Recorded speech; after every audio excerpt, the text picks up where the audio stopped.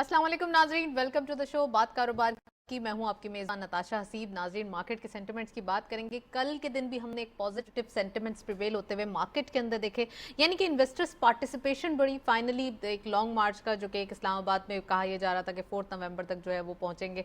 फिर उसके बाद कल जब एक ये डेट अनाउंस हुई कि 11 नवंबर तक वो पहुंचेंगे, तो इट मीन्स कि यहाँ पे मार्केट ने भी एक ब्रीथ लिया फाइनली कि चलें जी, हालात अच्छे हैं और तमाम चीज़ें बेटरमेंट की तरफ हैं। तो ऑब्वियसली मुल्क में जब क्योस या फिर एक ऐसी जो है वो चीज़ें करने की कोशिश की जाती है अपोजिशन की जानिब से, तो ऑब्वियसली मार्केट सेंटिमेंट्स ड्रिवन होती है और मार्केट में ये चीज़ें जो है वो काफ़ी हद तक डल एक्टिविटी को ज़्यादा पुशअप करते हुए दिखाई देते हैं। तो कल के दिन भी हमने ये देखा कि मार्केट ने इन्वेस्टमेंट को जो है वो काफ़ी हद तक वेलकम किया। आज के दिन भी मार्केट में पॉजिटिव सेंटिमेंट्स रहे। Finally 41,500 psychological barrier above closure रहा। और अगर हम थोड़ा सा और भी देखेंगे, 2 ट्रेडिंग सेशंस रह गए, थर्सडे एंड फ्राइडे, तो अगेन इन्वेस्टर्स जो है वो काफ़ी हद तक इस सिचुएशन में है कि वो न्यू और फ्रेश बाइंग की तरफ आएँ और साथ साथ मार्केट के नंबर्स स्ट्रॉन्ग होते हुए देखें। ऑब्वियसली एफएटीएफ की बात करें तो वो एक्साइटमेंट जो थी और वो एक्साइटमेंट के बाद वो जो एक नंबर्स थे वो मार्केट के अंदर आ रहे थे, लेकिन अभी वो मिसिंग है। अब तक उसका एक जो एक हम कह सकते हैं कि नंबर्स हैं वो आते हुए दिखाई नहीं दिए। तो मार्केट उस चीज़ को भी एब्जॉर्ब कर चुकी है and we are waiting for the triggers कि कोई अच्छा ट्रिगर आए और मजीद मार्केट को बूस्टअप करे, लेकिन सेंटिमेंट्स जो है वो हाई अप्स होना चाहिए। फर्स्ट सेगमेंट देखते हैं।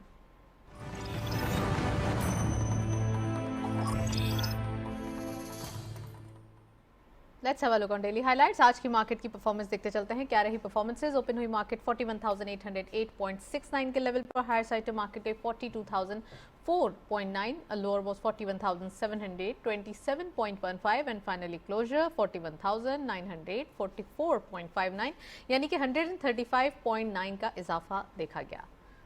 टर्नओवर में करंटली 230.56 मिलियन शेयर्स ट्रेड किए गए। कल के मुकाबले में हम कह सकते हैं कि गेंस देखे गए हैं 38.47 million shares and value is good 6.24 billion rupees. Volume leaders में only one script being in red territory, हेस्कॉल इस लिस्ट को लीड कर रहे हैं 1 के इजाफे के साथ। 7.34 पे क्लोजर, 55.74 मिलियन शेयर्स ट्रेड किए गए। WTL सेकंड स्कॉट पे 0.02 का डिक्लाइन दिखा गया, 1.46 पे क्लोजर रहा। 23.56 मिलियन शेयर्स ट्रेड किए गए एंड सैनर्जी थर्ड स्कॉट पे। अच्छा, थोड़ा सा ये देखें, आज आप रिफाइनरी सेक्टर में जो है वो काफ़ी एक जो स्क्रिप्ट्स की पार्टिसिपेशन है वॉल्यूम लीडर्स में देखी जा रही है। 0.13 का इजाफा देखा गया। सैनर्जी में 4.88 पे क्लोजर रहा। 16.08 का कारोबार रहा। आज के दिन हम कह सकते हैं कि जब सऊदी अरब की के हवाले से इन्वेस्टमेंट के हवाले से न्यूज़ आई थी कि $12 बिलियन की जो है वो इन्वेस्टमेंट होगी गवादर में इन द रिफाइनरी सेक्टर। सो यहाँ पे पाकिस्तान के लिए रिफाइनरीज पहले ही बहुत कम है और फिर एक इन्वेस्टमेंट आती है पाकिस्तान को, जो एक इम्पोर्ट बिल है उसके ऊपर पेट्रोलियम सेक्टर जो है वो ज़्यादा जो है हम कह सकते हैं बूस्टअप होते हुए दिखाई देता है। तो ऑब्वियसली ये एक बड़ी चेंज न्यूज़ थी, बड़ी अच्छी न्यूज़ थी और जिसकी वजह से हम मार्केट में भी इसका रिएक्शन देख रहे हैं। नेक्स्ट सेगमेंट की तरफ चलते हैं।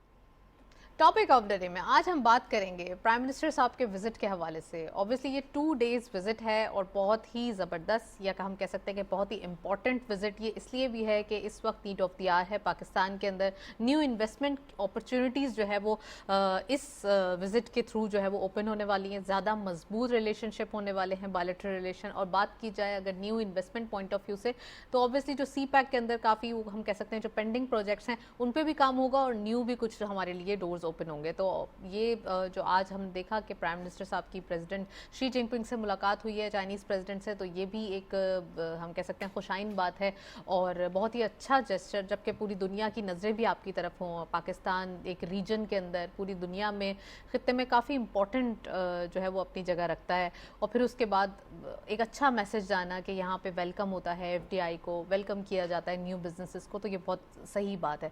और पाकिस्तान के लिए ऑब्वियसली चाइना पाकिस्तान का जो रिलेशनशिप है वो भी बहुत मैटर करता है।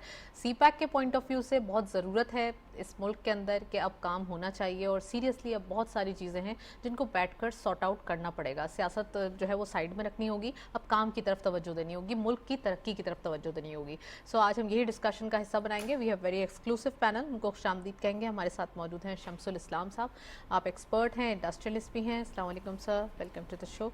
और हमारे साथ मौजूद हैं कर्नल मकबूल आफरीदी साहब, रिटायर्ड हैं, CEO हैं गवादा बिजनेस एसोसिएट्स के प्राइवेट लिमिटेड। अस्सलाम वालेकुम, वेलकम टू द शो। तो शम्स साहब आपसे बाकायदा आगाज़ करते हैं प्रोग्राम का। सर क्या दिखाई दे रहा है, प्राइम मिनिस्टर साहब का विजिट, फिर ऊपर से थोड़ा सा एक पॉलिटिकल भी हम कह सकते हैं कि कैओस क्रिएट करने की कोशिश की जा रही है थ्रू लॉन्ग मार्च, दोनों को सम अप करें।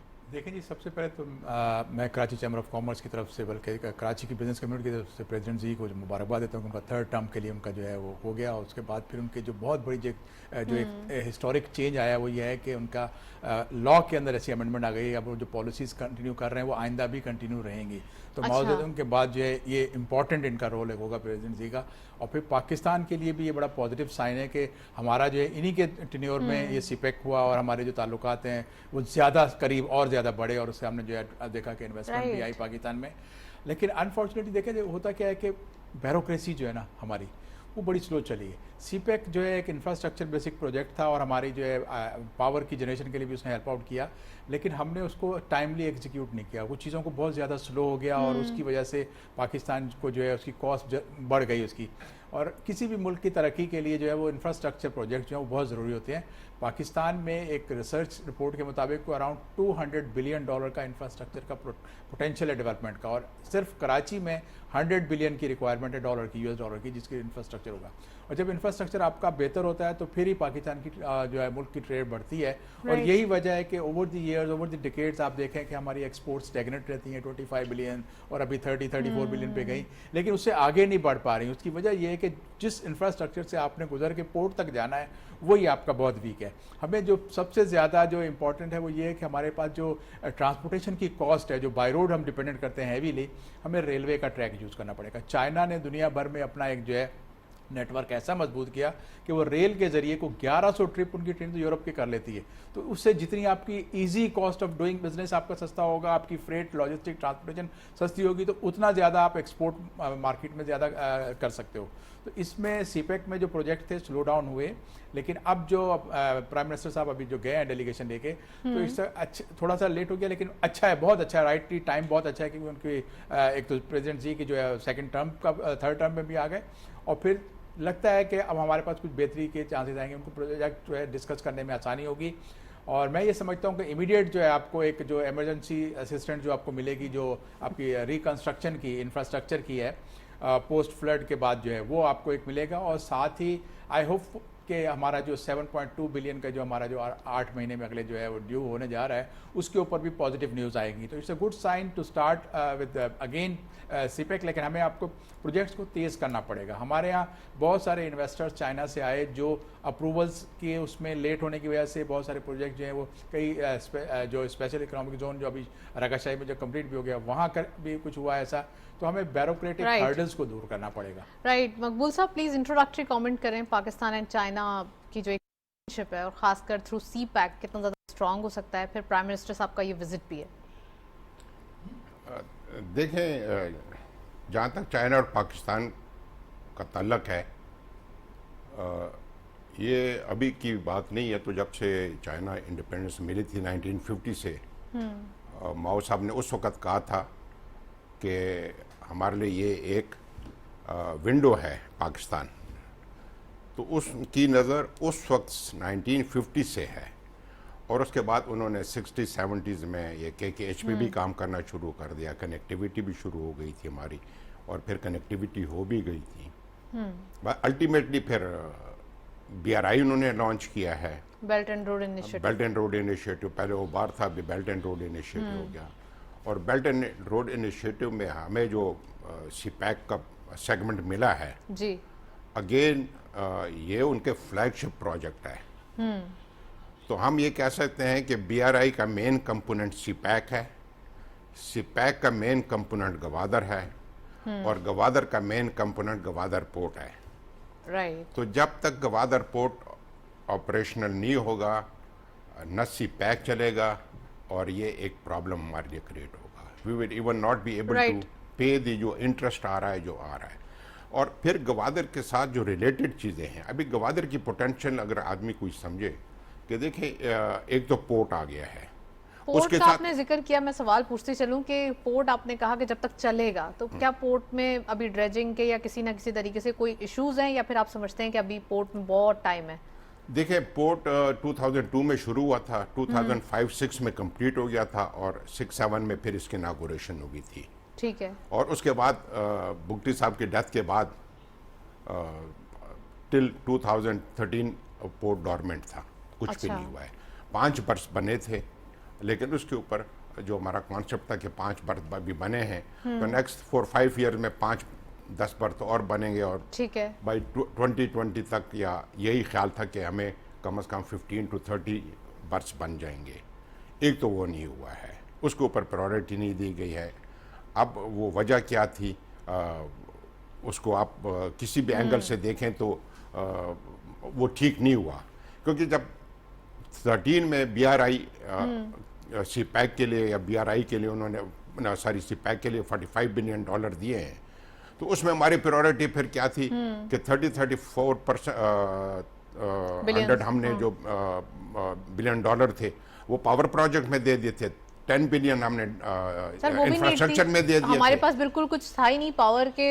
अगर बात की जाए तो बहुत बिल्कुल ही लैक कर रहे थे हम, हमारे पास था ही नहीं देखें उसका। वो पावर, आपकी बात ठीक है, पावर आपने दी, पावर आपने महंगी दी लोगों को, तो जब महंगी दी तो उसका फायदा क्या हुआ? मतलब है उस आपका चीज़ प्रोडक्ट आपकी महंगी हो गई हैं, तो उस वक्त अगर हम गवादर को थोड़ी सी प्रायोरिटी, गवादर को वहाँ पे $1 बिलियन मिला था। अब 2013 में $1 बिलियन से $800 मिलियन मिले थे और 8 अर्ली हार्वेस्ट प्रोजेक्ट्स के लिए। अब गवादर में अभी तक पीने का पानी नहीं है, बिजली नहीं है, नेट नहीं चलता है। तो देखें, जब इतना बड़ा प्रोजेक्ट, मेगा प्रोजेक्ट होता है, जब तक आप उसको कंसेप्चुलाइज नहीं करते हैं, जब उसका एक विजन नहीं होता है, वो मेगा प्रोजेक्ट बड़ी मुश्किल से चलता है। और फिर उस मेगा प्रोजेक्ट्स पे मेगा लीडरशिप होती है जो उसको परस्यू करती है कि, और वो क्योंकि जितने Right. मेगा प्रॉब्लम हो, मेगा प्रोजेक्ट होगा उसका मेगा इश्यूज होंगे, Issues उसके तो बड़े इशू होते भी होंगे, तो उसके लिए फिर अच्छी लीडरशिप का आपको चाहिए। तो यहाँ पे हमसे अच्छा, Right. फिर एक पोर्ट नहीं था, ये थोड़ा हाँ। समय एक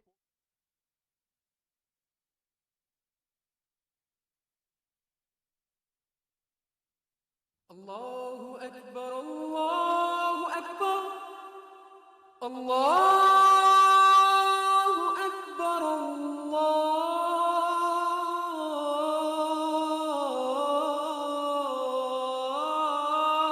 الله أكبر أشهد أن لا إله إلا الله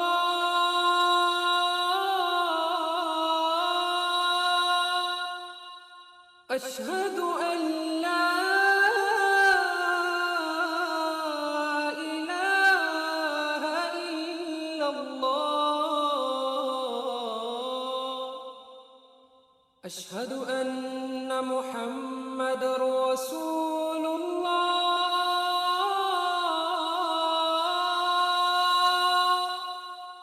أشهد أن محمد رسول الله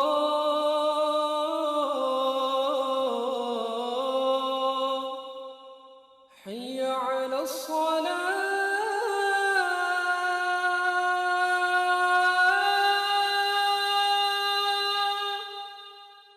حي على الصلاة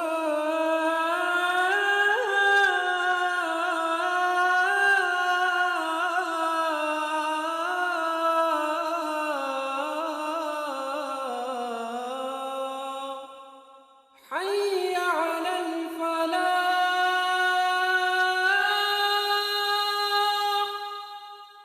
حي على الفلاح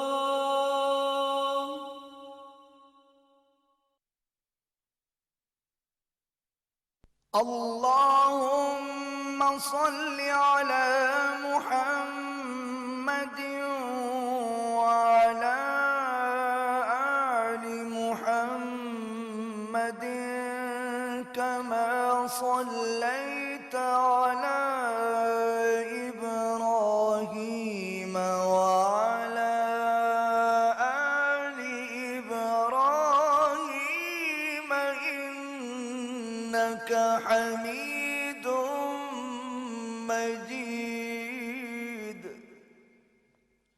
اللهم بارك على محمد وعلى آل محمد كما باركت على إبراهيم وعلى آل إبراهيم إنك حميد مجيد.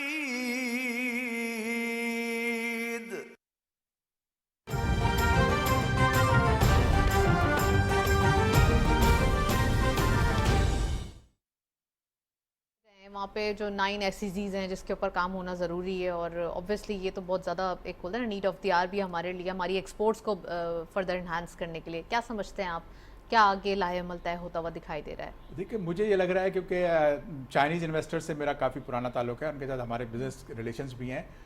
दे आर वेरी हैप्पी कि प्राइम मिनिस्टर साहब का जो जाने से और इनके जो आने से जो है वो खुश हुए हैं काफ़ी कि इनके दौर में काम ज़रा तेज़ होता है, लेकिन ब्यूरोक्रेसी को फिर स्पीड अप करना पड़ेगा।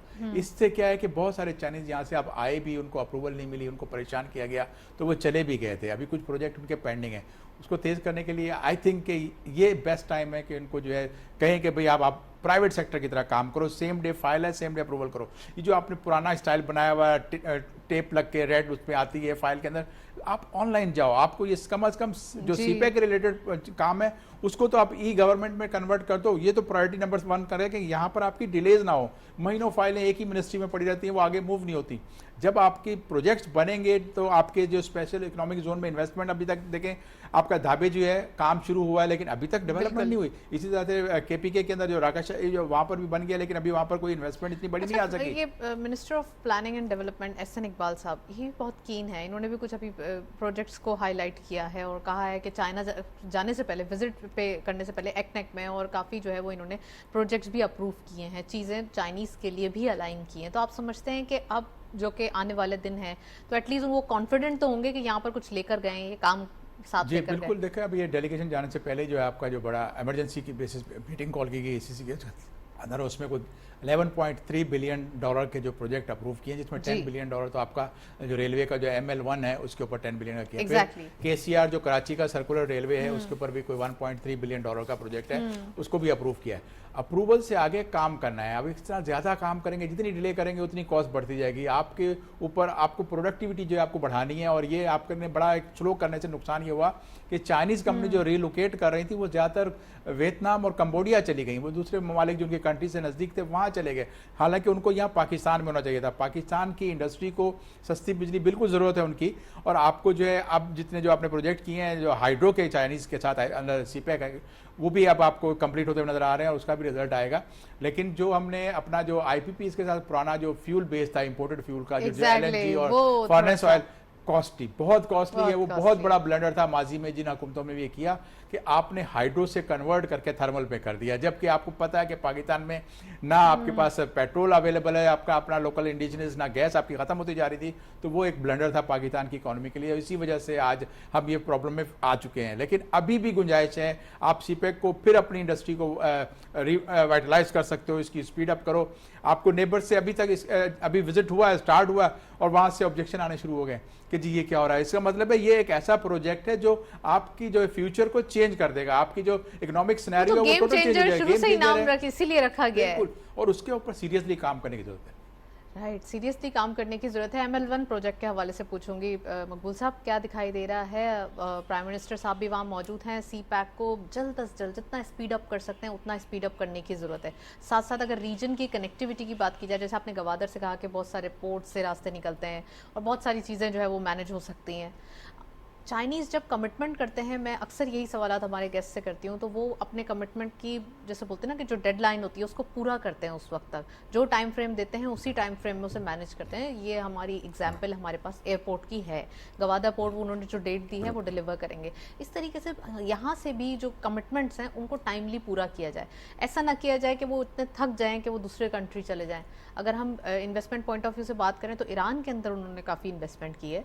सो पाकिस्तान में तो हम इतना ही जो है वो उसी में ही खुश हैं। इसके बारे में बताइए प्लीज़। देखें, बात यह है कि जो जियो स्ट्रेटेजिक लोकेशन गवादर की है या पाकिस्तान की है वो ईरान की नहीं है, ये हमें समझना चाहिए। हमें खुदा ने जो जियो स्ट्रेटेजिक लोकेशन दी है वो इस खित्ते में इज़ अ ब्लेसिंग, और हमें कोई इग्नोर नहीं कर सकता। न चाइना इग्नोर करेगा, चाहे वो $800 बिलियन तो भी ईरान में लगाए। क्या वो हम की रोल प्ले कर रहे हैं? हमारे पास तो 62 बिलियन लगा रहे हैं ना, वहाँ पर तो 600 बिलियन लगा रहे हैं या व्हाटएवर। वो वहाँ पे ठीक है आपकी बात, वहाँ पे $400 बिलियन लगा रहे हैं, यहाँ पे $62 बिलियन लगा है। लेकिन हम उसका रास्ता या तो हमारी तरफ से होगा, हमारे से गुजरेगा। चाइना तो ईस्ट की तरफ है जी, दरमियान में हम आते हैं, या तो फिर ईरान नॉर्थ जाएगा और फिर सेंट्रल एशिया से फिर राइट को जाएगा। वो तो बहुत बड़ा लंबा रास्ता पड़ जाता है। ये तो बिल्कुल शॉर्टकट है, 3000 किलोमीटर है। 3000 किलोमीटर तो कोई रास्ता भी नहीं है। बिल्कुल। तो हमें इस चीज़ को समझना चाहिए। प्रॉब्लम हमें ये है कि देखें, मैंने तो बताया कि इतना मेगा प्रोजेक्ट है, जब तक आप देखिए 2013 में ये साइन हुआ था जनवरी में, और उसके बाद इलेक्शन हो गए थे, नवाज शरीफ साहब प्राइम मिनिस्टर बन गए थे, CPEC अनाउंस हो गया था, और विद इन 6 मंथ्स CPEC के ऊपर काम स्टार्ट हो गया था। बिल्कुल। तो आखिर वो कॉन्सेप्ट किसने लिखा था? इतना बड़ा प्रोजेक्ट का कासिम कौन सा ऐसे अफलातून आ गया था पाकिस्तान में जिसने इसका कॉन्सेप्ट लिखा था? मेगा प्रोजेक्ट है, इसको आप इसका विजन लिखना पड़ेगा, इसका कॉन्सेप्ट लिखना पड़ेगा। अभी तक मैं आपको हकीकत से बता रहा हूँ, ये शेख साहब मुझे सेकंड करेंगे इस बात में, कि हमारे जो बिजनेस एंटरप्रेन्योर्स हैं, जो इन्वेस्टर हैं, उनको गवादर के पोटेंशियल का पता नहीं है, उसको CPEC का पता नहीं है। तो CPEC को अभी तक इन्वेस्टर तो वो हैं, डिस्कवर करने की कोशिश कर रहे हैं कि एक्चुअली इससे कितना फायदा है। तो जब तक आप उनको इनकरेज नहीं करेंगे, तो उनको जब तक बताएंगे नहीं कि ये क्या हो रहा है, तो मैं इसलिए कहता हूं, अभी आपने ML1 की बात की है। अब देखिए, मैं कॉन्सेप्चुअली BRT के भी खिलाफ हूँ, ऑरेंज ट्रेन के भी खिलाफ हूँ, और जो क्वेटा के लिए उन्होंने सर दिया। हाँ, मैं एक जो फेवर में हूँ वो जो कराची की सर्कुलर रेलवे है। देखें, आप कर्जा लेकर लोगों को ट्रांसपोर्टेशन फैसिलिटेट कर रहे हैं, आप कर्जा लेकर बिजनेस करें, आप कर्जा लेकर इंडस्ट्री डेवलप करें, आप कर्जा लेकर इंडस्ट्री डेवलप करें और जो प्रोडक्ट बनता है उसको एक्सपोर्ट करें और फॉरेन एक्सचेंज कमाएं। ये कमाई है। ये कमाई नहीं है कि आप एक आदमी जो है जो एक रक्शे में जा सकता है, आप उसको BRT दे देते हैं। तो इसी तरह ML1 का है। अब ML1 जो है वो कराची से शुरू होगा, लाहौर जाएगा, लाहौर से पेशावर जाएगा। तो हम तो फिर उसको गवादर को डेवलप कर रहे हैं। ये $10 to $12 बिलियन का प्रोजेक्ट है। इसमें लोग सवारियां करेंगे, लेकिन जो बेसिक कॉन्सेप्ट तो ये है कि पोर्ट को आपने कनेक्ट करना है विद द रेलवे जी, क्योंकि उसके ट्रांसपोर्टेशन सस्ती पड़ जाती है। अगर आपने रोड से उसको लॉजिस्टिक पे भी काम करने की जरूरत है ना हमें, हमारे लिए कुछ इजी हो जाए। जैसे शम्स साहब ने कहा कि बाय ट्रेन ही चाइना ने कितना जाल बिछा लिया। देखें, यहाँ पर CPEC is logistic and logistic is CPEC। आप टीवी में काम कर रही, कोई एक प्रोग्राम बता दें कि पूरे पाकिस्तान में किसी ने लॉजिस्टिक पे बात की हो। सर, हम तो करते हैं ना, हमारे प्रोग्राम में तो हो रही है ना। देखें, यहाँ पे कराची से आपके लिए 5 to 10 लाख ट्रक्स चाहिए। जब गवादर बनेगा वो 40 मिलियन TEU का काम करेगा, जो दुनिया में कोई पोर्ट नहीं कर रहा है। दुबई 9th बिजिएस्ट पोर्ट है और वो तकरीबन 17-18 मिलियन TEU का काम कर रहा है। शंघाई जो है 35 से कर रहा है। जब गवादर पे आप काम करेंगे तो आपको कम से कम 40-50 ट्रक प्रोडक्ट्स चाहिए होंगे। तो किसी ने इस पे काम किया है, 40-50 लाख ट्रक चाहिए। अभी आप खुद सोचें, ये मैं आपको सिर्फ एक ट्रांसपोर्टेशन जी। की बात बता रहा हूँ। मैं लॉजिस्टिक पे तो अभी आए ना कि फिर आप जो आपको वहाँ पे पेट्रोल भी खोलेंगे, आपके होटल भी खोलेंगे वहाँ पे, फिर फैसिलिटेशन देना पड़ेगी, जाहिर सी बात है, अट्रैक्शन बिल्डअप ठीक है? करना पड़ेगी। तो उस पे तो लॉजिस्टिक पे तो कोई काम नहीं हुआ। कहने का मेरा मतलब ये है कि देखें, ये मेगा प्रोजेक्ट है, इसके लिए मेगा लीडरशिप चाहिए, और उस लीडरशिप को इस्लामाबाद में नहीं बैठना चाहिए, उस लीडरशिप को गवादर में शहबाज शरीफ बैठना साहब वेरी चाहिए। कीन है, वो तो देखें- ही इज अ डूअर, वो तो बहुत ही तेजी में काम करते हैं, और जैसे नहीं, उन्होंने जिस तरीके से देखें, ये तवज्जो दी है। चाइनीज के जो देखें, चाइनीज के साथ अगर आप 1-to-1 मुलाकात करें ना, वो कहते हैं आप लोग काम नहीं करते हो, to be very honest. Chinese को आप काम करते देखने आदमी का दिल खुश हो जाता है, ठीक है? राइट, हम वो चलें। काम नहीं कर रहे हैं। राइट, शम्स साहब, हमें मिलकर बैठकर इसके ऊपर काम करने की, एक पेज पे सबको बैठने की और काम करने की जरूरत है। यहाँ पर सी पैक की वैल्यू बहुत ज़्यादा है, पाकिस्तान के लिए बहुत ज़्यादा फ़ायदेमंद है। अब जो पास्ट में हुआ, जो गलतियाँ हुई, या जिस तरीके से जो काम डिले हुआ, या जो भी ये सोच रहे हैं, जो इनके अपने अपने तहफ़्फ़ुज़ात हैं, आप समझते हैं कि चलें जो पास्ट हो गया वो हो गया, अब फ्यूचर के लिए तो हमें प्लानिंग अच्छी करनी है ना? बिल्कुल जी। पहले एक बात का रिस्पॉन्ड कर दूंगा। इन्होंने कहा कि जी पाकिस्तानी बिजनेसमैन को या पाकिस्तानी बिजनेस कम्युनिटी को जो है इसका पता ही नहीं है कि सीपैक में या गवादर में क्या पोटेंशियल है। पाकिस्तानी बिजनेसमैन जो है दुनिया में माने हुए हैं, हमको सब पता है कि कितना पोटेंशियल, लेकिन जब बर्ड्स जो होते हैं, इन्वेस्टर्स आर लाइक बर्ड्स, उनको दाने नजर आ देते हैं, वो लैंड करते हैं। आप अगर उनको कोई एक पानी बिजली नहीं conducive होगा, environment भी तो चाहिए ना आपके पास proper। वहाँ पर ना पानी है ना बिजली है, तो वहाँ पर लैंडिंग कैसे होगी इन्वेस्टर की? आप अगर सिर्फ जमीन के ऊपर जाएं तो फिर जमीन जिन्होंने ली Right। थी उसके बाद वो फंस गए, उन्होंने नुकसान भी किया बहुत सारा। तो आपको जो है सबसे पहले तो ये देखना है कि वहाँ आपको जो बेसिक नेसेसिटी है कि इंडस्ट्री को रन करने के लिए वो आप प्रोवाइड करें। और फिर जो सीपैक है वहाँ पर जो गवादर में जो खासतौर पे वहाँ जॉइंट वेंचर्स होने चाहिए। वहाँ पे हमने जॉइंट वेंचर नहीं किया, हमने एक चाइनीज को एरिया दे दिया और पाकिस्तानी इसको कहा है कि आए इस जोन के अंदर काम करें। फॉरेन जो इकोनॉमिक जोन जो होते हैं वो दुनिया के इन्वेस्टर्स के लिए होते हैं, और मिल के लोकल इन्वेस्टर वहाँ पे जॉइंट वेंचर करते हैं ताकि प्रोडक्टिविटी बढ़े। Employment भी generate हो पाकिस्तान में। पाकिस्तानी जो एंटरप्रेन्योर है उसको एक तो सबसे बड़ी जो कमी है वो ये है कि इन्वेस्टमेंट टू जीडीपी बहुत कम है। इसका मतलब है कि पाकिस्तानी मुआशरा जो है वो सोसाइटी में सेविंग बहुत कम हो रही है। सेविंग टू जीडीपी हमारी 8-10% के ऊपर आती है, ज्यादा ज्यादा 12% पे चले जाते हो। इन्वेस्टमेंट टू जीडीपी हमारा सिर्फ 19% है। और फिर सबसे बड़ा जो अलमिया है वो ये है कि आपका जो 80% बोरोर है वो सिंगल पाकिस्तान गवर्नमेंट है जो आपकी फाइनेंस बैंक से उठाती है। तो इन्वेस्टर्स की जो पाकिस्तानी है वो उनकी प्रोडक्टिविटी कैसे बढ़ेगी? प्रोडक्टिविटी को चाहिए कि इन्वेस्टमेंट के लिए उसको पैसा चाहिए। वो आपका स्टॉक एक्सचेंज में अगर देखें तो 30 बिलियन से ज्यादा उसका साइज नहीं है, वहां पर 2.5 लाख से ज्यादा लेकिन सर इन्वेस्टर एक नहीं है। वक्त था कि साइज 100 बिलियन हो गया था। मैं कहता हूं उस साइज को अगर आप सिर्फ इन टर्म्स ऑफ कैलकुलेट उसमें वैल्यू डॉलर के साथ करेंगे तो फिर अलग है। लेकिन बात यह कि इन्वेस्टमेंट लाने के लिए आपको अपॉर्चुनिटी भी देनी होती है लोकल इन्वेस्टर को। हमारा जो इन्वेस्टर हमें है थोड़ा सा पॉलिटिकली भी stock exchange में- जरा थोड़ा क्वाइट एंड काम होने की वो- जरूरत है। वो भी आपको चीजें आपने जो जिक्र policy- किया, मैं 2017 की बात करना चाहूंगी जब मार्केट के नंबर्स और मार्केट की जो कैपिटल है वो बहुत ज्यादा था, इन्वेस्टमेंट अपॉर्चुनिटीज बहुत वास्ट हो रही थी। लेकिन अब वही चीज जो है वो काफी नैरो हो चुकी है, देखिए, मुझे क्योंकि एक- हमारे पास अभी भी कंडूसिव एनवायरनमेंट नहीं है, अभी भी एक थोड़ा सा यही डर लगा रहता है। 50 बिलियन के करीब हम पहुंच रहे थे, हमारा 50,000 पे अगर हम जा रहा 53,000, था right, हाँ। तो उस वक्त आप मुझे बताएं क्या कोई ऐसे प्रोजेक्ट थे जो इंडस्ट्रियां बंद हो गई और चले गए और ताले लग गए? ऐसा लगा नहीं था।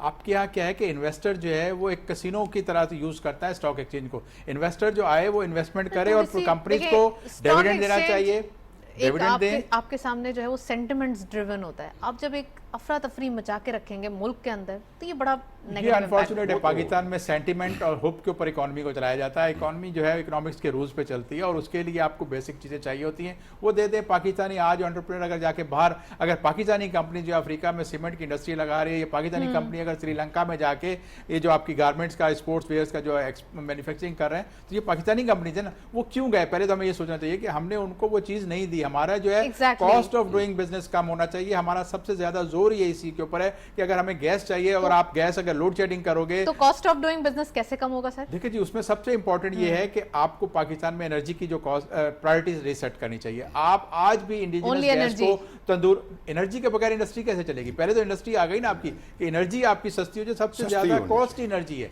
वो क्यों सस्ती नहीं हो रही कि हमने अपनी गैस जो हमारी अपनी इंडिजिनस गैस थी वो तंदूरों में जला दी, घर के किचन में जला दी, फिर हमने सीएनजी स्टेशन लगा दिए, रेस्टोरेंट में दे दी। ये काम नहीं था उसका, होना था कि नंबर 1 इंडस्ट्री जो जॉब क्रिएशन करे, जो 1 एकड़ से 10 एकड़ पे एक्सपेंड करे। हमने वो नहीं किया। फिर साथ ही हमारे क्या हुआ कि जब आपके पास अपॉर्चुनिटी इंडस्ट्री में नहीं होती तो फिर इन्वेस्टर कहाँ जाता है? रियल एस्टेट में।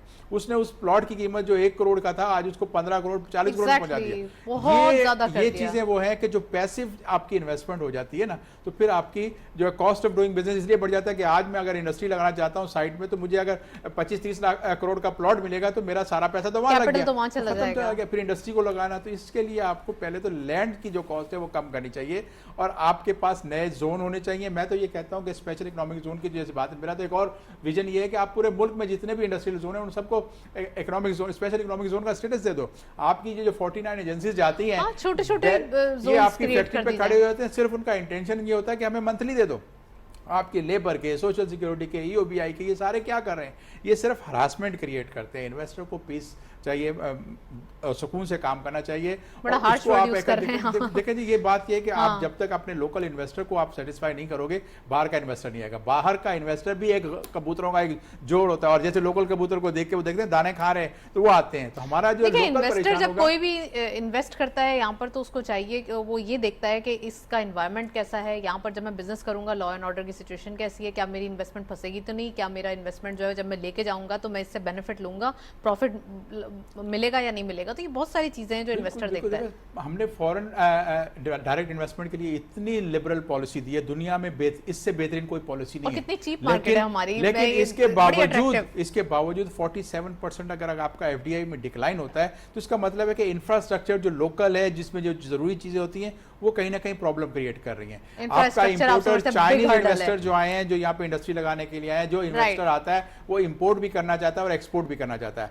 अगर उसके इंपोर्ट्स में अगर उसको वैल्यूएशन रूलिंग को प्रॉब्लम कर रही है या कस्टम का जो कम्बरसम प्रोसीजर है वो तंग कर रहा तो नहीं आएगा। जिस तरह आपका मल्टीनेशनल कंपनी कोई आती है तो वो टैक्स का सिस्टम देखती है। लोकल टैक्स पेयर जो है वो अपने सिस्टम में एडजस्ट हो चुके हैं 75 ईयर्स में, लेकिन जो दुनिया का इन्वेस्टर है वो कहता है जी टैक्स रेट कम होना चाहिए, 15% 17% से ज्यादा नहीं होना चाहिए। ओईसीडी कंट्री ने क्या डिमांड की आपसे? दुनिया भर के ममालिक उसके अंदर आ गए, सिर्फ 3 मुल्क उसके अंदर नहीं गए, पाकिस्तान, श्रीलंका और एक और मुल्क है जिसने अपना कहा जी हम रेट नहीं कवरेंगे। टैक्स रेट को कम करें, आपका जो है आसानी पैदा करें। जो मेरे ऊपर जो टैक्स लगा के मुझसे जो पैसा आप गवर्नमेंट लेके और नॉन डेवलपमेंट में खर्च करती है उसका फायदा पॉइंट टेकन। मकबूल साहब, टैक्स रेट कैसे कम किया जाए जब यहाँ पर टैक्स टू जीडीपी बिल्कुल ना के बराबर होता है? यानी कि बिल्कुल ही हम कह सकते हैं डायरेक्ट टैक्सेशन जो है वो है ही नहीं, कोई टैक्स पेयर बहुत कम है। ज़्यादातर अभी हमने टैक्स पे एक प्रोग्राम किया था तो उनका यही कहना था कि जो अगर 100% देखा जाए टैक्स पेयर्स में से तो 50% तो खाली वो हैं जिन्होंने जीरो फाइल किया है। प्लीज़। अब ये टैक्स थोड़ा सा बहुत टेक्निकल ये सब्जेक्ट है और राइट, क्योंकि, लेकिन मैं इन्वेस्टमेंट की बात कर रही हूँ। इन- जब कोई इन्वेस्टमेंट करने आता है तो टैक्सेशन सिस्टम को कैसे इन्होंने कहा कि ऐसा बनाया जाए, अट्रैक्टिव बनाया जाए? देखिए, पहले तो मैं कहता हूँ ये टैक्स की आप बात कर रहे हैं, पहले तो आप ग्रोथ की तो बात करें ना, पहले तो इंडस्ट्री तो लगवाएं ना। मुल्क में इंडस्ट्री देखें, बेसिक कॉन्सेप्ट ये जो सिपैक का था ये यही था कि इंडस्ट्री आएगी, जी, कनेक्टिविटी होगी, और कनेक्टिविटी ऐसे नहीं थी कि सिर्फ इधर पाकिस्तान थी, कनेक्टिविटी विद पूरे रीजन की थी। इसके साथ और पूरा सेंट्रल एशिया के साथ आपकी कनेक्टिविटी, आपकी चाइना के साथ कनेक्टिविटी थी, आपकी इवन देखें इंडिया के साथ भी कनेक्टिविटी होनी चाहिए। जब आप लाहौर पहुंच जाता है सामान तो जी। इंडिया को देखें, इंडिया में कोई प्रॉब्लम तो नहीं है, तो टेक्निकल प्रॉब्लम तो नहीं है, तो एक पॉलिटिकल एक स्टंट सा बना हुआ है कि हम इंडिया के साथ बिजनेस नहीं करेंगे। जी। तो इंडिया के साथ तो चाइना लद्दाख में लड़ भी रहा है और साथ बिजनेस भी कर रहा है, हम उसके साथ बिजनेस नहीं कर रहे हैं। 1.5 अरब की हमें मार्केट सबसे ही बना के रखनी है, हमें पॉलिसीज को भी थोड़ा केटर करने की वही जरूरत में है। देखें, ऑनेस्टली ये गवादर या सीपैक, मैं तो यहाँ तक सोचता था कि through Gwadar and through CPEC हमें ग्लोबलाइजेशन में जाना चाहिए।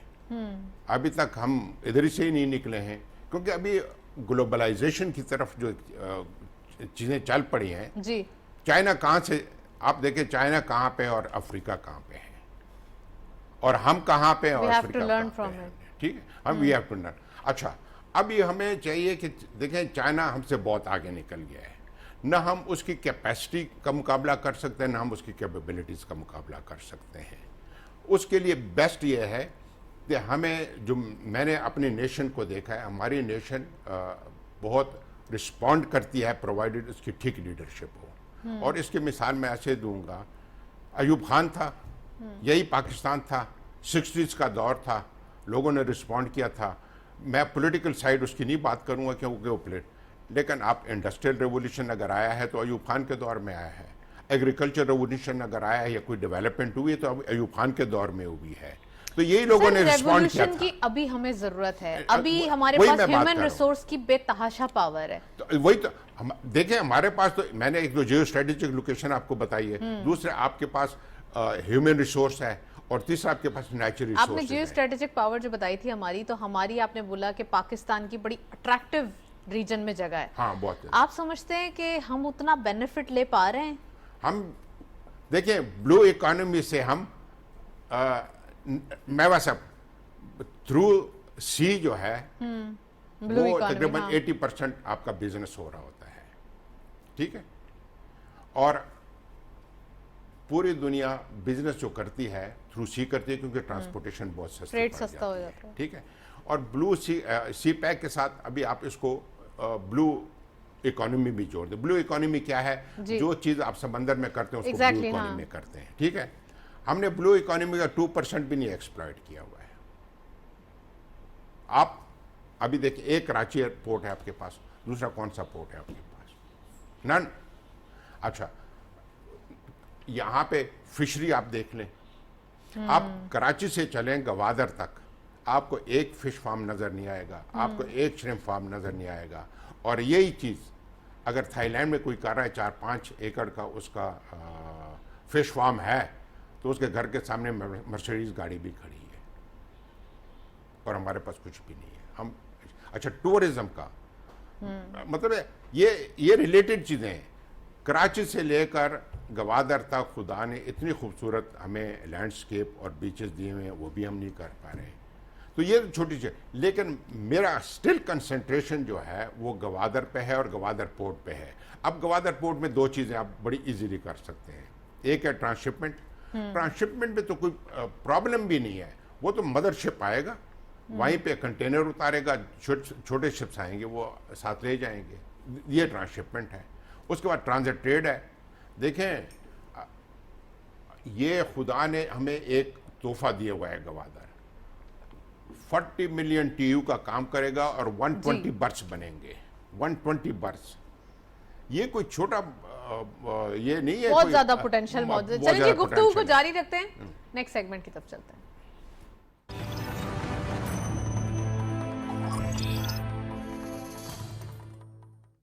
कमोडिटीज और फॉरेक्स के लेटेस्ट अपडेट। आज की मार्केट में क्या रही प्राइसेस? गोल्ड की पर तोला प्राइस 1,51,750 रुपीज, गोल्ड पर 10 gram 1,30,100 rupees, international gold rate पर ऑunce $1,655.53, ऑयल WTI पर बैरल $88.24, ऑयल ब्रेंट क्रूड पर बैरल $94.52। करेंसीज में सबसे पहले यूरो बाइंग रही 231 rupees, selling was 233 rupees. UK pound buying रही 267 rupees, selling was 269.5। US dollar buying रही 225 rupees, selling was 227.25। Chinese yuan buying रही 30.19, selling was 30.44। Saudi riyal buying रही 62.4, selling was 63 rupees.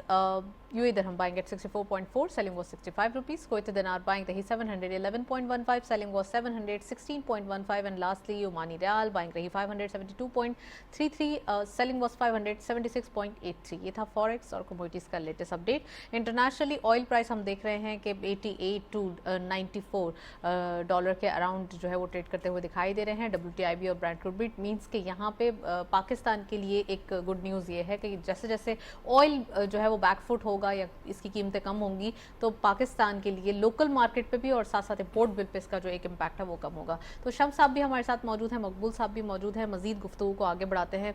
Shams साहब, आप इस पर कॉमेंट करें कि इंटरनेशनली जो कमोडिटी प्राइसेस हैं वो कहाँ जा रहे हैं और क्या इम्पैक्ट है पाकिस्तान पे? देखिए जी, इसमें जो सबसे इम्पोर्टेंट तो कमोडिटी हमारे लिए है वो फ्यूल की है, क्रूड आपकी ऑयल की और फिर आपको गैस का LNG की प्राइस। अब LNG जो फ्यूचर है वो 2023 के 2026 में भी लोगों ने फॉरवर्ड बुकिंग करी हुई, आपको कोई सप्लायर नहीं मिल रहा। तो LNG की तो हमारे पास बहुत ज़्यादा एक मसला रहेगा आगे।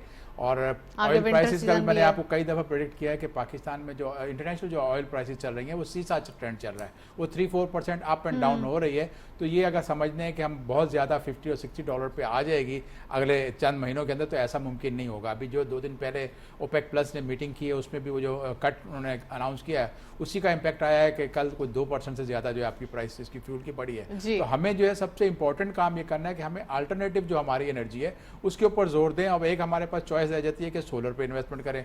सोलर पे इन्वेस्टमेंट अगर आप बहुत ज़्यादा करते हैं तो आपको बिलियंस ऑफ डॉलर चाहिए कि वो उसके ऊपर इंपोर्ट करो, फिर आपका बैलेंस ऑफ पेमेंट का क्राइसिस खड़ा होता है सामने। और हमारी इकोनॉमी इतनी ज़्यादा वो नहीं तो है सर, कि हम इसका इतनी बड़ी solution क्या है? import- इसका सोल्यूशन यही है कि हाइड्रो पावर जो है, हाइड्रो पावर आपके पास छोटे छोटे डैम, आप बड़े डैम नहीं छोटे छोटे डैम बनाए, रिजर्वायर बनाए, और जगह जगह आपके जो फ्लोटिंग, इवन आपके पास नहरों का जो है ना ये जाल बिछा हुआ है। हम बड़ा प्राउडली क्लेम करते हैं कि दुनिया का बेस्ट नहरी निज़ाम पाकिस्तान के पास है। उस बेस्ट नहरी निज़ाम के ऊपर कितनी फ्लोटिंग टरबाइन हमने लगाई हुई है, एक भी आपको नजर नहीं आएगी। सर गंगाराम ने जो पावर प्लांट किसी जमाने लगाया था वो पानी के ऊपर ही था ना। आप उसी को मॉडल को उठा के उसको थोड़ा सा नए अभी मशीन आ गई हैं, टरबाइन आ गई हैं, यहाँ तक कि शहरों का जो सेवरेज का पानी जो आपके घर का यूज का किया हुआ पानी बह रहा होता है उसके ऊपर वो 18 किलो की टरबाइन होती है, लगा के उन्हीं स्ट्रीट लाइंस को उससे रोशन करते हैं। आप नहरों पे लगा के जो 7 गांव हैं दोनों साइडों पे उसको कनेक्ट करते हैं, क्योंकि बिजली का जब आपका अच्छा, पूरी दुनिया में सीवरेज से भी काफी ये क्रिएट किया जा रहा है, लेकिन हम थोड़ा सा यहाँ हर पर चीज हमारे पास पोटेंशियल को 30,000 हमारा जो है सिर्फ 25,000 तो हम कराची में प्रोड्यूस करते हैं वेस्ट का। फिर हमें जो दूसरी चीजें हमारी बायोमास की है, हमारे पास जो है काउ डंक है, हम बहुत सारी चीजें कर सकते हैं। इवन के सब्जी मंडी का मैं बताऊं कि वेस्ट, अगर आप कभी सब्जी मंडी जाना हो तो आपको जो गले सड़े फ्रूट की जो बदबू आती है, सब्जी आती है, वो स्मेल जो है अगर हम उसको उस डस्ट को जो है कचरे को इकट्ठा करके एक जगह वो फ्यूल बना दें बायोगैस का, तो वही आपकी बायोगैस सब्जी तो मंडी को जो obviously है वो एनर्जी प्रोड्यूस कर सकती है। हमने छोटे आइडियाज को जिसके ऊपर कम लागत आए उसको प्रमोट करना है ताकि आप एफिशिएंट इकोनॉमी बन सको। एफिशिएंट इकोनॉमी कहाँ होती है कि जो अपनी वेस्ट को कन्वर्ट कर रही होती है इनटू प्रोडक्टिविटी। हम वेस्ट को नहीं सोचते, हम सोचते हैं कि कपड़ा खरीदा, 4 गज खरीदा, 2 गज उसमें से निकाल के ज़ाया कर दिया, बाकी की शर्ट बना ली। वो जो ज़ाया होता है पहले चाइनीज़ उसको सोचते हैं। चाइनीज़ की जो तरक्की आज हुई है ये 30 सालों के अंदर, उसकी जो पीछे सक्सेस है वो वन पॉइंट बताता हूँ, वो ये है कि उनकी सेविंग टू जीडीपी 45% 50% तक पहुंच गई थी। वहाँ पर एक लोगों का सेविंग करने का माइंड सेट है। आज वही सेविंग चाइना को कहाँ से कहाँ ले गई। बांग्लादेश की हम बात करते हैं उसके अंदर भी सेविंग टू जीडीपी ज़्यादा है। वियतनाम की हम बात करते हैं 33%, 35%। स्टोरी से सीखना होगा हमें कि इससे सीख के अपने लोगों को जो हम एक अननेसेसरी खर्चा करते हैं ना, देखिए हम तीनों बैठे हुए, हमारे घरों में शौक होता है कि कुछ ना कुछ अननेसेसरी चीज़ लाके डंप करनी है घर में। दुनिया के अगर आप इन्वेस्टर्स को, जो सक्सेसफुल अमेरिकन इन्वेस्टर हैं, चाइनीज इन्वेस्टर को देखेंगे तो उनके यहाँ अननेसेसरी चीज़ पे स्पेंड नहीं करते हैं, वो सेविंग करते हैं और सेविंग को फिर दोबारा यूटिलाइज करते हैं, री इन्वेस्ट करते हैं। हमारे यहाँ री इन्वेस्टमेंट जो है वो बहुत कम है। हमें री इन्वेस्टमेंट को बढ़ाना होगा। हमारी इन्वेस्टमेंट जो आगे बढ़ती जाए, जो वॉल्यूम है ये एक्सपेंड करेंगे तो ग्रोथ आएगी। अब पाकिस्तान जो है तो ये 25-30 बिलियन की डॉलर की जो ट्रेड हम एक्सपोर्ट कर रहे हैं इस पर गुजारा नहीं होगा।